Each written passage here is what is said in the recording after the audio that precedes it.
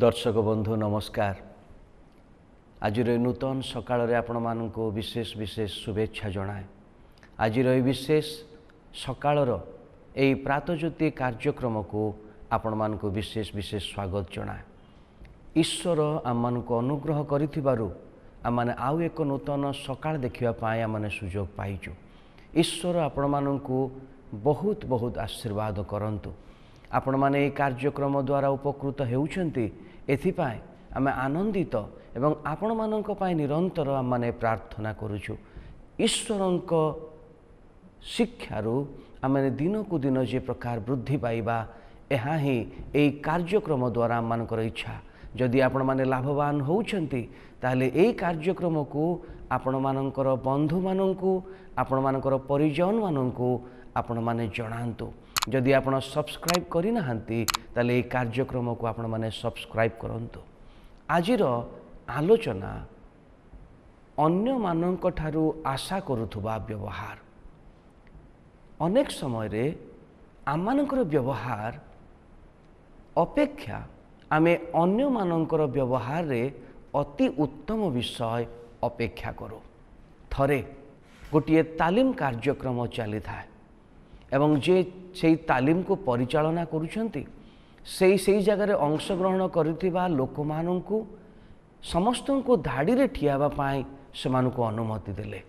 समस्ते जितेबाला धाड़ी रे ठिया हेले से परिचालक से माननकु कहिले तांकर पड़ोसी रे जे ठिया हिचंती तांकु से देखिबे एवं तांको पाखरु से कौन से गोटे विषय आशा करुछंती ताहा से मने मने भाबिबे एवं एही प्रकारे प्रत्येक को ताहा करिबा पाई से अनुमति देले।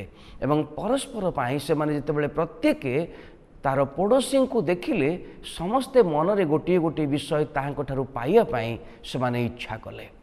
जेतेबाला एही कार्यक्रम समाप्ति हला परिचालक महाशय से माननकु आउ थरे कहिबाकू लागिले जो माने निज पड़ोसी पाखरु ताहा पाइबा पाई इच्छा करिसंती से समान विषय तांको से समय रे दबा पाए से माननकु कहिले। एवं जेतेबाला कहिले यह बड़ आग्रहपूर्ण हैला, बड़ हस खुशी हैला, किंतु ता भितरे एक रहस्य लुचि रहिला। अनेकों को ताहा खुशी भी लागिला किंतु केतेकों को पाई ताहा बाधा सृष्टि हैला। कारण से पड़ोसी रे ठिया हितिबा व्यक्ति पाखरु कौन से व्यक्ति एक बड़ विषय आशा कर देइथिले जहाँ से मन को दबा पाए कुंठित मन होउतला। मु आशा करुची ए दृष्टांत आपण माने बुझी पारिथिबे। ए दृष्टांतर अर्थ होउची जे आमे अनेक समय रे अन्य मानक ठारू उत्तम व्यवहार आशा करू किंतु बेले बेले से उत्तम व्यवहार आमे अन्य मानक देई पारि न थाओ। अनेक समय रे आम पाई अन्य जने प्रथमे नमस्कार करंतु, प्रथमे स्वागत करंतु, आम मानकु सम्मान दियंतु, यह आमनकर प्रत्येकଙ୍କ हृदय रे प्राय रहे। किंतु आमे हठात आम आडू अन्य मानक प्रति ताहा करिबा पाए एते हृदबोध करि पारि न थाओ। बेले बेले आम मानकर आत्मसम्मान एथिपाए प्रतिबाधा सृष्टि करे। बेले बेले आम मानकर गर्व आम मानकर अहंकार एथिप्रति आमान को प्रतिबाधा करे। मोर प्रिय दर्शक बंधु माने जने श्रेष्ठ मनुष्य हवा पाई आमे अन्य मानक पाखरु जहा इच्छा करू ताहा प्रथमे करिबा पाई प्रस्तुत हेबा दरकार। पवित्र शास्त्र बाइबल रे प्रभु यीशु ख्रीष्ट एक उत्तम शिक्षा एई विषय रे आम मानकु देइछंती। मु आपण मानक पाई ताहा पाठ करी शुणेबी। ताहा मने पाइबा लूक लिखित सुसमाचार तार 6 अध्याय 31 पद मु पढ़ुची। लोक माने तुम्भ मानक प्रति जे प्रकार व्यवहार करंतु बोली इच्छा कर, तुम्भे माने सेमानक प्रति सही प्रकार कर।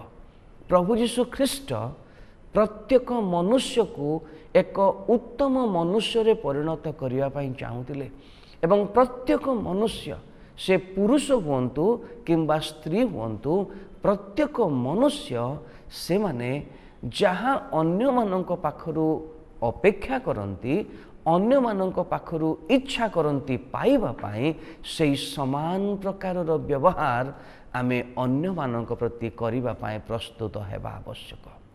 ଏହା ଏକ ସୁନ୍ଦର ବିଷୟ, କାରଣ ଏହା କରିବା ଦ୍ୱାରା ଆପଣ ନିଜକୁ ଏକ ସୁଦୃଢ଼ ଏବଂ ଏକ ଉତ୍ତମ ମନୁଷ୍ୟ ଭାବରେ ଆପଣ ଗଠନ କରିପାରିବେ।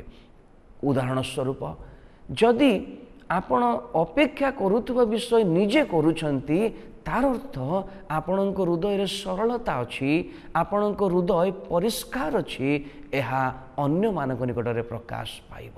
କେବଳ ଅନ୍ୟମାନେ ଯେ ଆମକୁ ସମ୍ମାନ କରନ୍ତୁ, ଅନ୍ୟମାନେ ଯେ ଆମକୁ ଦାନ ଦିଅନ୍ତୁ, ଅନ୍ୟମାନେ ହିଁ ଆମମାନଙ୍କୁ ଉଚ୍ଚ ଆସନ ଦିଅନ୍ତୁ, ଏହା ଅପେକ୍ଷା କରିବା ଅପେକ୍ଷା ଯଦି ଆମେ ଏହି ସମସ୍ତ ବିଷୟ ଅପେକ୍ଷା କରୁଛୁ ଉତ୍ତମ ବିଷୟ, କିନ୍ତୁ ଏହି ଉତ୍ତମ ବିଷୟ ଗୁଡ଼ିକ ନିଜେ ମଧ୍ୟ କରିବା ପାଇଁ ପ୍ରସ୍ତୁତ ହେବା ଦରକାର। ମୁଁ ଭାବୁଛି ଆଜି ଆପଣମାନେ ଏହି ଶିକ୍ଷା ଦ୍ୱାରା ଏକ ଆନନ୍ଦ ଅନୁଭବ କରିଥିବେ।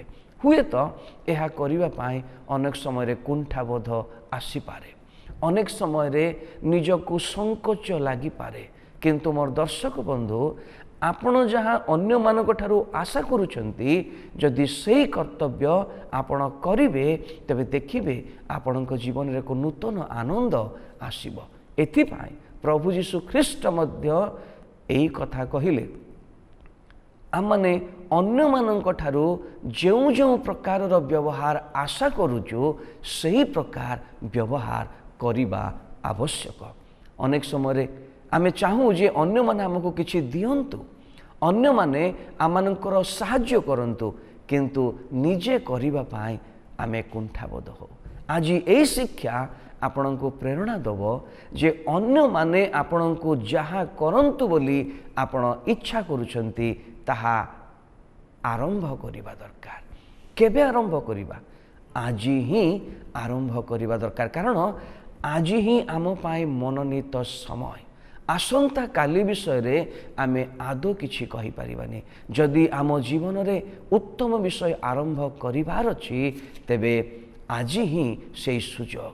ଯଦି ଅନ୍ୟମାନଙ୍କ ପାଖରୁ ଆମେ କିଛି ଉତ୍ତମ ବିଷୟ ଆଶା କରୁଛୁ, ତାହେଲେ ଆଜି ଅନ୍ୟମାନଙ୍କ ପାଇଁ ସେହି ଉତ୍ତମ ବିଷୟ ଗୁଡ଼ିକ ଆମେ କରିବା ଦରକାର। ଈଶ୍ୱର ଆପଣଙ୍କର ପ୍ରତ୍ୟେକଙ୍କୁ ଆଶୀର୍ବାଦ କରନ୍ତୁ। ଧନ୍ୟବାଦ।